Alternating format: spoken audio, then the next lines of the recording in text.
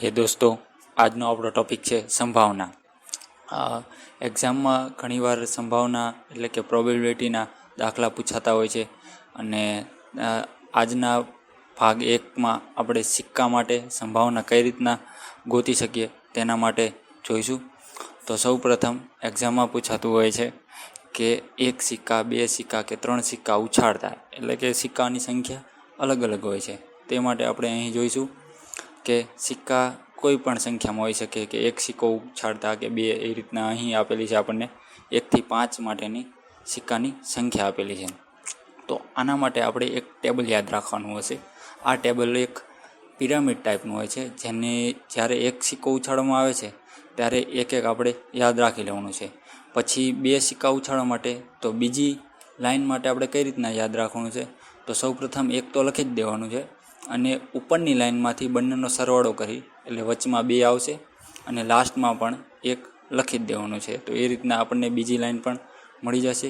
હવે ત્રીજી લાઈન માટે આપણે શું કરવાનું છે, સૌપ્રથમ 1 તો લખી જ દેવાનો છે, પછી ઉપરના 2 એટલે કે 1 અને 2નો સરવાળો કરતાં આપણને મળશે 3, એટલે તે 3 લખી દેવાના છે. અને પછીના 3 માટે ઉપરના 2માંથી એટલે કે 2 અને 1નો સરવાળો કરતાં આપણને મળે છે 3, એટલે એ પણ 3 લખી દેવાના છે અને લાસ્ટમાં 1 ફરીથી લખી દેવાનું છે. એ જ રીતે ચોથી લાઈન માટે આપણે જોવાનું છે. સૌપ્રથમ 1 લખી દેવાનો છે, પછી ઉપરનો 1 અને 3નો સરવાળો થશે 4, પછી ઉપરના 3 અને 3નો સરવાળો થશે 6, અને 3 અને 1નો સરવાળો થશે 4, અને લાસ્ટમાં ફરીથી 1 લખી દેવાનું છે. એ જ રીતના આપણે લાઈન 5 પણ ગણી શકીએ છીએ. તો આ કોષ્ટક આપણે યાદ રાખવાનું હશે. અને આ બધો આધાર છે, જ્યારે એના આપણે અંશમાં જોઈએ એટલે કે એની ઘાતમાં જોઈએ તો ઘાતમાં તો ડાયરેક્ટ જ લખી દેવાનું છે 0 1 0 1 2 0 1 2 3 0 1 2 3 4, એ રીતના ડાયરેક્ટ જ ઘાતમાં તો લખી દેવાનું છે. તો હવે સંભાવના શોધવા માટેનું સૂત્ર જોઈએ. તો સંભાવના શોધવા માટેનું સૂત્ર છે આધારના છેદમાં 2n, જ્યાં n સિક્કાની સંખ્યા છે. હવે આધાર શું આવશે, કઈ રીતના આવશે, એના માટે આપણે એક્ઝામ્પલ જોઈએ. તો અહીં એક એક્ઝામ્પલ છે કે 3 સિક્કા ઉછાળતા 3 વખત છાપ મળે તેની સંભાવના શોધો. તો સૌપ્રથમ આપણે જોશું કે 3 સિક્કા માટે, તો 3 સિક્કા માટે આપણે ત્રીજી લાઈન જોવાની રહેશે, જેમાં તું 1 3 3 ને 1, અને તેની ઘાતમાં છે 0 1 2 ને 3. તો હવે આપણને અહીં પૂછેલું છે કે 3 વખત છાપ મળે, તો આપણે જે ઘાત છે તેમાં ઘાતમાં 3 વખત પૂછેલું છે, તો 3 ઘાત કેની છે, તો કે આની ઘાત છે 3. તો એ ઘાતવાળાને લેવાનો છે, તો એ આપણો એનો આધાર જોવાનો રહેશે. તો એનો આધાર છે 1, એટલે આપણો આધાર થશે 1. હવે સંભાવનાના સૂત્રમાં મૂકશું તો આધારના છેદમાં 2n, અહીં n બરાબર 3 છે, કારણ કે 3 સિક્કા આપેલા છે આપણને.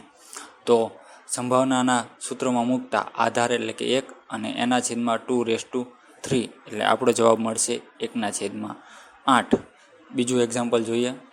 તો બીજા એક્ઝામ્પલમાં આપણને આપેલું છે કે 4 સિક્કા ઉછાળતા વધુમાં વધુ 3 વખત છાપ મળે તેની સંભાવના શોધો.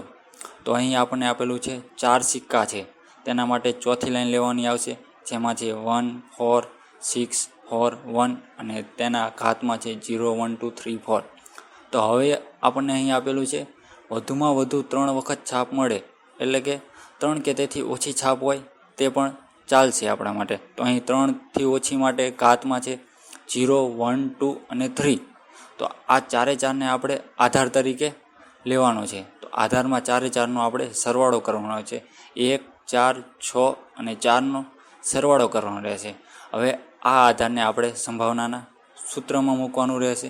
તો સંભાવનાનું સૂત્ર છે આધારના છેદમાં 2m, પણ અહીં n બરાબર 4 આવશે, કારણ કે 4 સિક્કા ઉછાળવાના છે. તો આધારના સૂત્રમાં સંભાવનાના સૂત્રમાં મૂકશું તો 1 + 4 + 6 + 4/2/4, તો આપણે જવાબ મળશે 15/16. તો દોસ્તો, જો તમને આ વિડીયો ગમ્યો હોય તો તમે લાઈક કરો, કોમેન્ટ કરો અને સબસ્ક્રાઈબ કરો.